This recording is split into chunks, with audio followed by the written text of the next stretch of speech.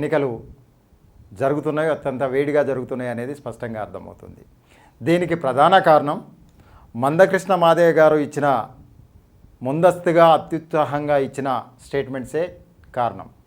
దీన్ని నేను ఎందుకంటున్నా అంటే ఏ పార్టీ కూడా ఈ ఎన్నికల్లో కులాల పట్ల, వర్గాల పట్ల, పాలన పట్ల తన జెండా తయారు చేయకముందే కృష్ణమాదేవ్ గారు ప్రధానమంత్రి మోడీ గారి దగ్గర మెప్పు పొందడానికి ఒక రౌండ్ టేబుల్ సమావేశం పెట్టి మాదిగలందరినీ మేధావులతో పెట్టినట్టుగా చూపించి అక్కడ మీరు ఏ పార్టీలో పనిచేసినా, మీరు కాంగ్రెస్లో పనిచేసినా, మీరు బీఆర్ఎస్లో పనిచేసినా ఓటు మాత్రం బీజేపీకి వెయ్యండి. ఇది నేను ఎందుకు చెప్తున్నా అంటే నా కోసం కాదు, మీ బిడ్డల కోసం, మీ భవిష్యత్తు తరాల కోసం నేను ఇది పిలుపు ఇస్తున్నా అని చెప్పాడు. ఈ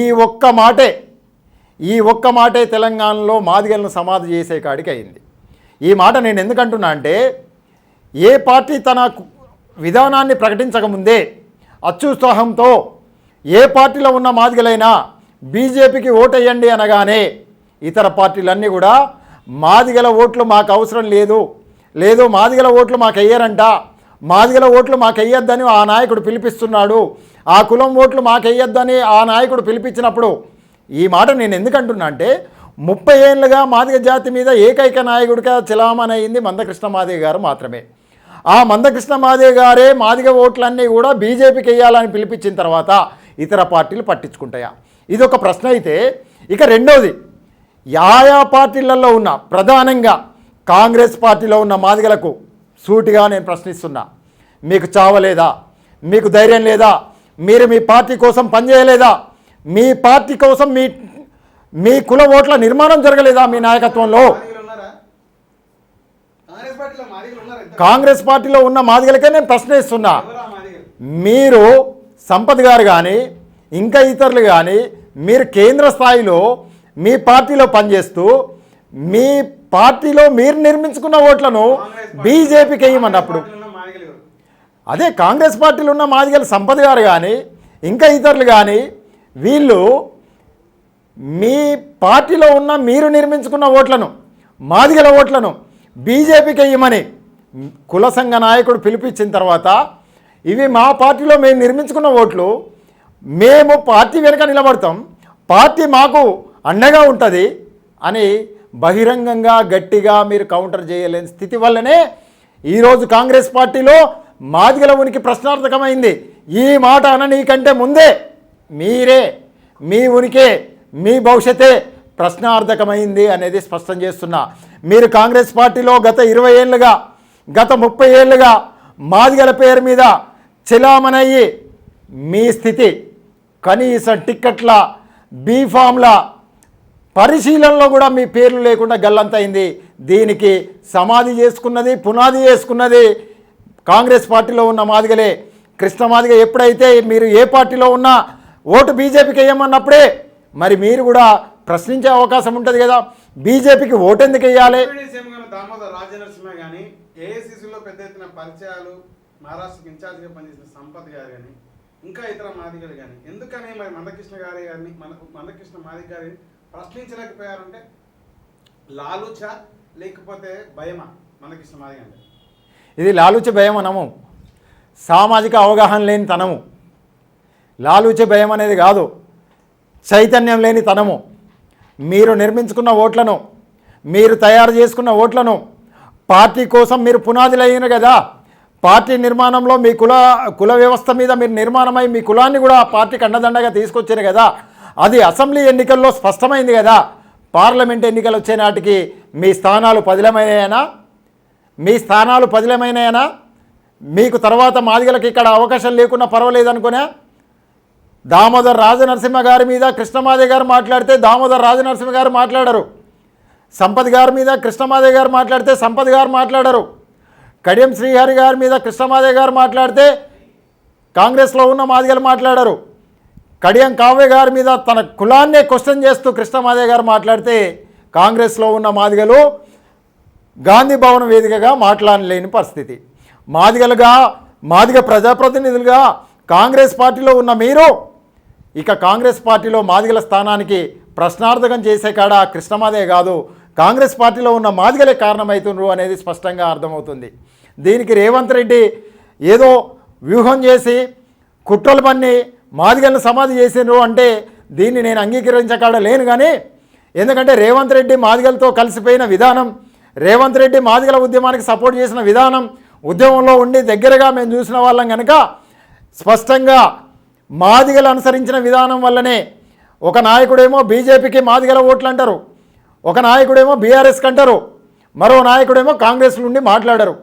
మాదిగలను ఈ ఎన్నికలలో విచ్చలవిడితనంగా గాలి కొదిలేసే కాడికి మాదిగలలో ఎదిగిన నాయకులే చేయడం వల్ల అధికార పార్టీలో మాదిగల భవిష్యత్తు ప్రశ్నార్థకమైంది అనేది స్పష్టంగా అర్థమవుతుంది. తెలంగాణ భౌగోళిక ప్రాంతంలో మాదిగల పాపులేషన్ ఎంత? మాదిగల పాపులేషన్ సుమారుగా 14% మాదిగలే ఉంటారు. 14% ఉన్నటువంటి మాదిగలకి ఒక్క స్థానం కూడా ఇవ్వకపోవడం, అటు చూసుకుంటే ఒక జాతీయ పార్టీకి ఉన్నటువంటి బీజేపీ 2 స్థానాలు కల్పించడం, అలాగే బీఆర్ఎస్ కూడా 2 స్థానాలు, నాగర్ కర్నూలు సీటు కానీ పెద్దపల్లి మరొక సీటు కల్పించడం జరిగింది బీజేపీ నుంచి కూడా. కాంగ్రెస్ ఒక్క సీటు కూడా ఇవ్వలేదు.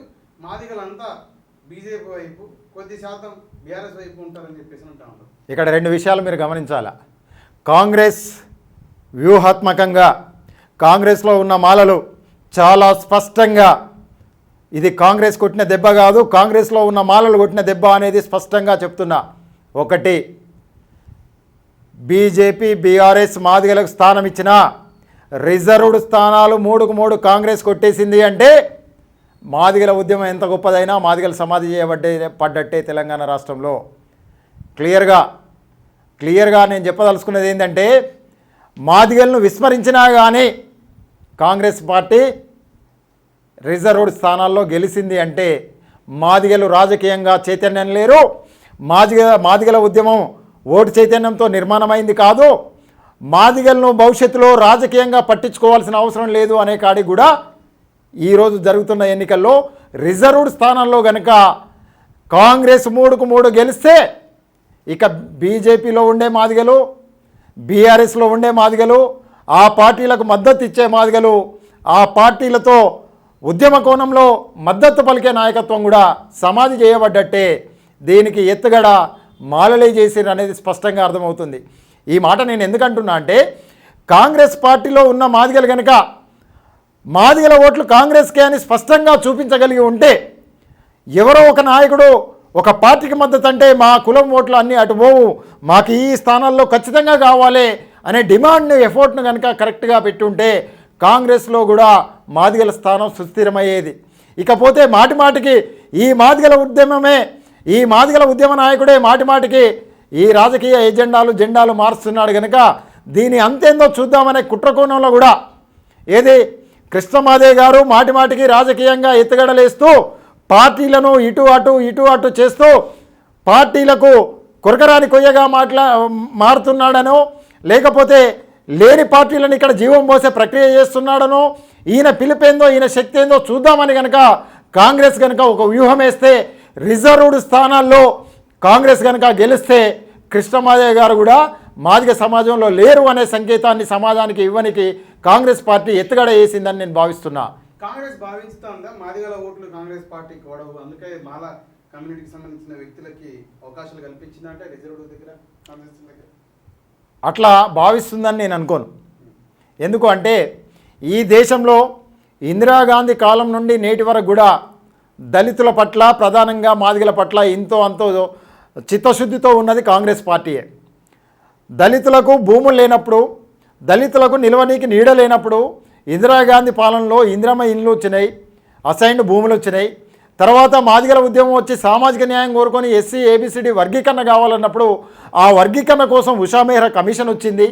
రాజశేఖర్ రెడ్డి గారు ముఖ్యమంత్రిగా ఉన్నప్పుడు అఖిలపక్షాన్ని ఢిల్లీకి తీసుకుపోవడం జరిగింది. వర్గీకరణ మీద ఇంతో అంతో వర్క్ జరిగింది అంటే అది కాంగ్రెస్ పార్టీ హయాంలోనే. ఇదే బీజేపీ మరి మందకృష్ణ మాదిగ గారు భిన్నంగా చెప్పుకోవచ్చు, మాదిగలు ఈ దుస్థితికి రావడానికి కారణం కాంగ్రెస్ అని. మాదిగలు ఈ దుస్థితికి రావడం కాంగ్రెసే కారణం అని కృష్ణమాదిగ గారు చెప్తే మరి బీజేపీ మాదిగలకు చేసింది ఏందో స్పష్టం చేయాలి. బీజేపీ మాదిగలకు చేసింది ఏందో స్పష్టం చేయాలి. 2000 సంవత్సరం నుండి 2004 నవంబర్ వరకు జరిగిన వర్గీకరణ అది రాష్ట్రపతి ఆమోదంతో వచ్చింది.